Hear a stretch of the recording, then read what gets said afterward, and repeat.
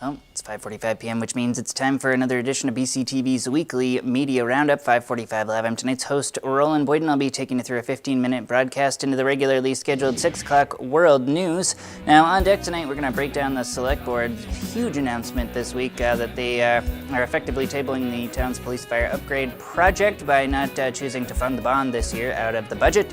We'll also get you the latest from Brat PD as they investigate a bicycle truck accident earlier this week on Western Ave. Get you the latest on how the state plans to spend $5.3 million in clean energy development money from Entergy, with footage from this week's open forum at the high school. Plus, we'll also get the latest from the surrounding towns, including Vernon, whose school board got a budget this week. And we'll throw in all those weather calendar hijinks you've come to love so much as well. All that and more, we're going to do it in 15 minutes.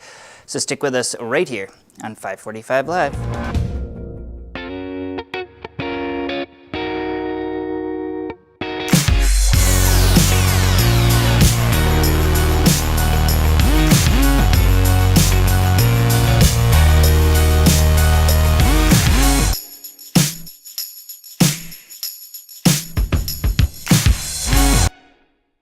Shirley, who's like one of my family members. 20 years of hard work.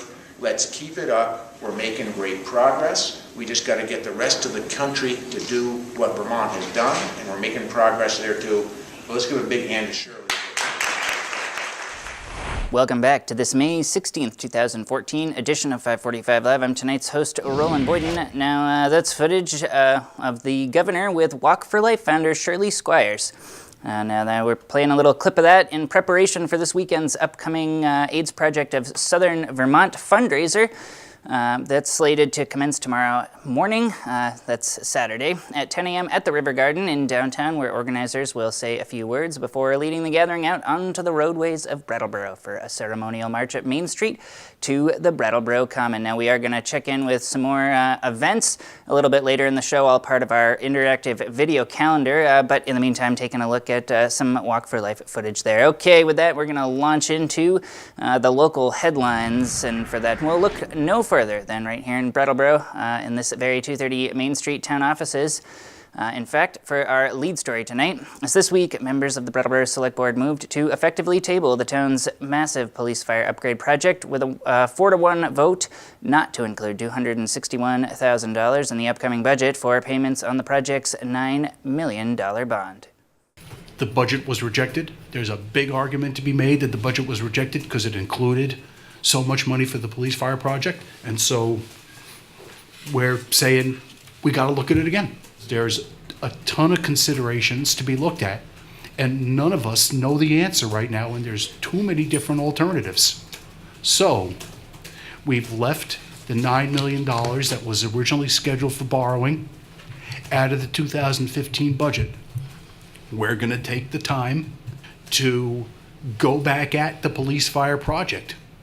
We're going to make a decision as a select board about what we think the project should be with public input. And then I would anticipate going back to another representative town meeting to get a vote on what is the police fire project going to look like going forward.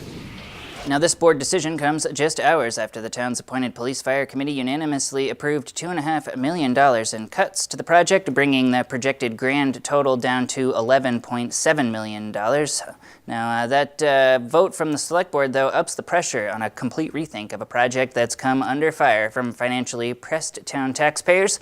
And it all comes after town meeting representatives voted for the second time in as many years to continue the upgrade project while simultaneously voting down the project's only direct revenue stream, nixing once again a 1% local option tax that would have served to offset the project's steep impact on local taxpayers, albeit with a hefty cut loss to the state over administrative fees. All right, next up, talking about a police fire upgrade project, but the Brattleboro Police continue to do their work out of this aging building here. For that, we'll move into our next story as Brat PD continue to investigate a Western Ave accident Monday night that sent one as of yet unnamed area resident to the hospital after their bicycle collided with a commercial transport truck. And while the cyclist's condition is officially listed as stable, this would seem to only add to the greater public doubt about pedestrian and cyclist safety on Western Ave, where a series of high-profile accidents in the last year have left many wondering just what needs to change. Next up, we'll head south to Vernon and talk school budgets here. Now, turnout for a second round of voting on Vernon's school budget may have dropped significantly from a first round of voting on town meeting day this past March 4th. But this time, Vernon residents approved the school's budget, which was subjected to $70,000 in cuts before being returned to the voters after the original $4.4 million budget was rejected this March by the exceptionally narrow margin of 265 opposed to 256 in favor. Under statute, if a district runs a surplus, you have to return the money the immediate next year following. So this gave the board the chance to set aside the money, to spread out the use of surplus funds, to offset the need to defray or to the need to increase taxes. Vernon joins the ranks of 30 other school budgets across the state to be rejected, including Leland and Gray, where proposed budgets were rejected not once but twice, in one case by a margin of only one vote. All right, next up, we're going to head up to the high school and report on an open forum hosted in part by the Windham Regional Commission and the state's task force looking for input on spending $5.3 million in clean energy funds from Entergy. For that, we turn to our hardworking intern, Adam Hinckley, who's standing by at the high school at the scene of this very public forum to break it down for us and give us a little break from me here in our downtown studio. So Adam, tell us what's the deal here with this story?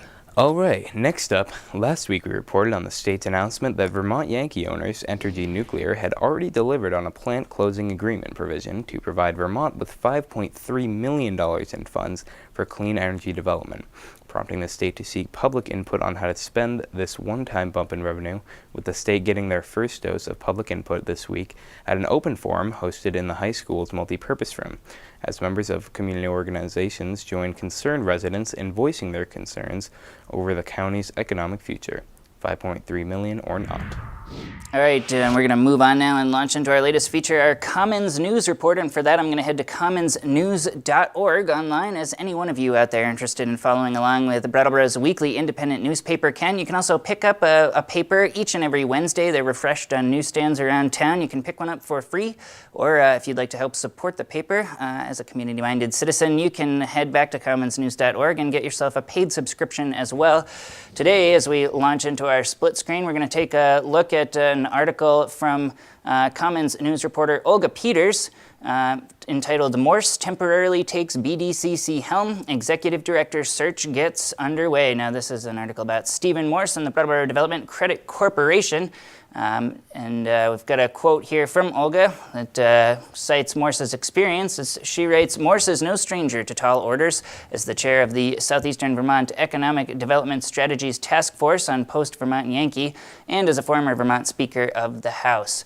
Now, this all comes after some announcements about the former executive director. Morse officially takes over this week, or rather took over this past Monday for the top seat at BDCC. After recent hire Pat Moulton's sudden announcement earlier this month that she would be departing the BDCC in favor of a recent position offer from the governor to serve as the state's Secretary of Commerce and Community Development. Now, speaking of Commons News articles, they detailed earlier in the week a look at a WKVT live broadcast and open forum. The local classic rock station's Peter Case, known on the airwaves as Fish, joined live and local host Chris Lanoy in the third-floor meeting room at Brooks Memorial Library yesterday to moderate a 3-hour marathon broadcast dubbed A Call to Action, as they, quote, gathered policymakers, law enforcement, treatment providers, and drug awareness and prevention specialists for a discussion about what every community member can do to help those on the front lines of Vermont's battle with heroin addiction. I want to thank everybody for coming out today. A point of today's program is, well, in a perfect world, would be to educate and empower our citizens to help with the fight against addiction to opiates and also heroin. I think it's really important to create a system that can give you that 90 days, which is really what's been proven. 90 days of connection of a person to a treatment system in a community is really key. I think people understand we are not going to arrest our way out of it. What the arrest does allow is that it allows for a person to get put into the system and get the help and the services that they need. The police department now is working with other partnerships, the Retreat, HCRS, all these other agencies to get the people the treatment they need. But sometimes it's a matter of they need to get arrested, need to get into the system, and need to be ordered to have the treatment they need. Now, among the panelists during that 3-hour stretch were Vermont Health Commissioner Harry Chen, Windham County State's Attorney Tracy Shriver, State Police Lieutenant John Merrigan, and Brat PD Chief Gene Wren, along with many, many others. Now, this full program is going to show in the coming week in not one but 2 parts right here on BCTV Channel 8, or you can find it all to stream at your leisure in both standard and high definition at BrattleboroTV.org. Speaking of substance abuse, problems with substance abuse here at home have rocked the airwaves and news waves and media waves and headlines here as of late, but it's a topic that local area psychiatrist Nels Kloster and longtime mental health counselor Robert Stack are no strangers to. They have a good 50 years of combined experience with it, experience they've taken to the cable channel airwaves each and every week here on BCTV for a special half-hour live segment entitled Let's Talk About Mental Health. It's a runaway PEG access success that's coming up Monday on putting the finishing touches on a breathtaking 28-episode second season. All live before the cameras in BCTV's studios, capping off a wealth of programming produced over the last 2 years.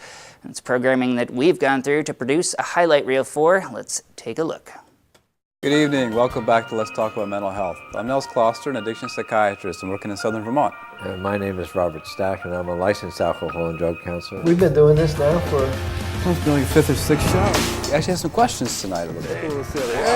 We got it. We're just afraid of being mentally ill, and so one of our hopes is that by, making it local, we can get people to feel more comfortable about it.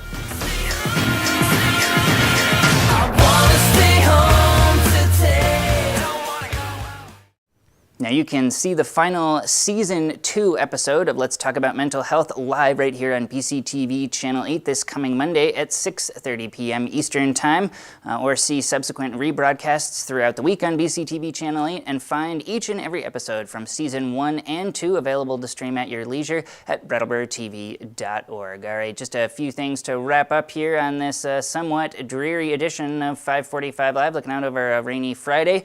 We're going to send it back up to the high school first to check in with the students of BUHS-TV, the high school's morning news advisory broadcast crew, see what they have to say about this weekend's weather. Tomorrow it's going to rain in the morning and be cloudy for the rest of the day with a high of 73 and a low of 48.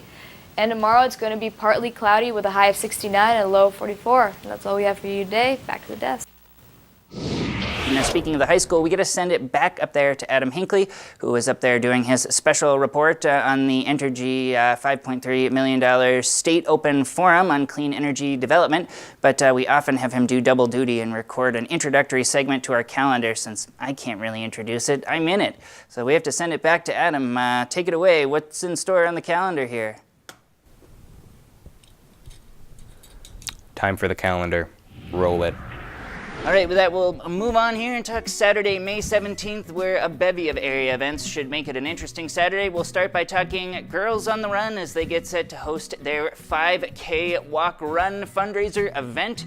Now, this is set to kick off Saturday morning. If you need to register, you can gather at the Brattleboro Union High School outdoors, starting around 8:30 a.m. They're going to do registration, and then from there, the walk, race, run. The Girls on the Run program is a group of girls being supportive by amazing mentors, enjoying each other's company, supporting each other, and the curriculum has lessons about girls examining their values and their goals and about team building and community building. And so it's a very safe place.